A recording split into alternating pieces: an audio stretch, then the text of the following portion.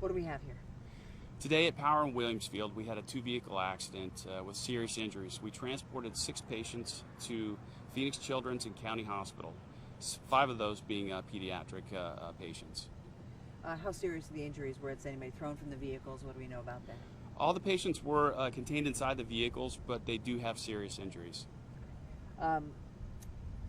Obviously, the mechanics of the accident are not your deal, but was it pretty much a mess when you got here? So when our units first arrived on scene, of course, there's a lot of people who stopped. So they had to kind of go through and figure out who's injured and who's not.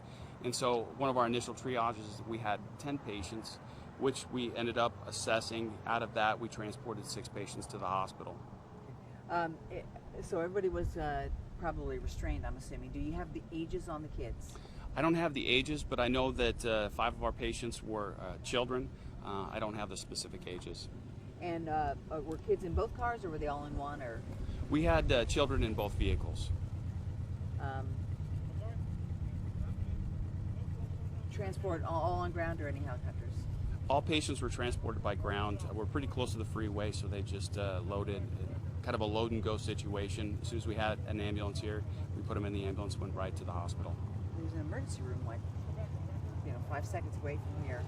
Why choose PCH in Maricopa? So PCH and Maricopa County, they are trauma facilities that can handle pediatric children with serious injuries. So that is the best choice and the closest for us to transport those patients to. You say serious, anything life-threatening that you know of? At this point, I don't know of any life-threatening injuries, but with kids and any patient, we don't know.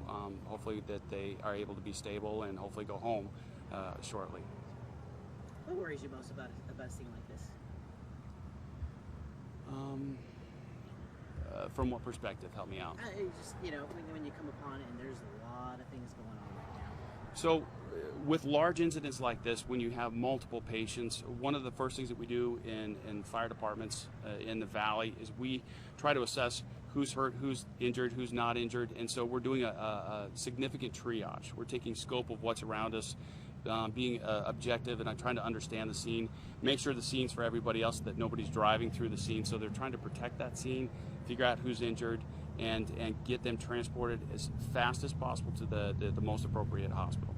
6 transport, that's a lot of ambulances. It is. We had a total of 7 ambulances that were dispatched because our initial triage said we had 10 patients. So a couple of those ended up not going to the hospital, but we ended up using 6 ambulances.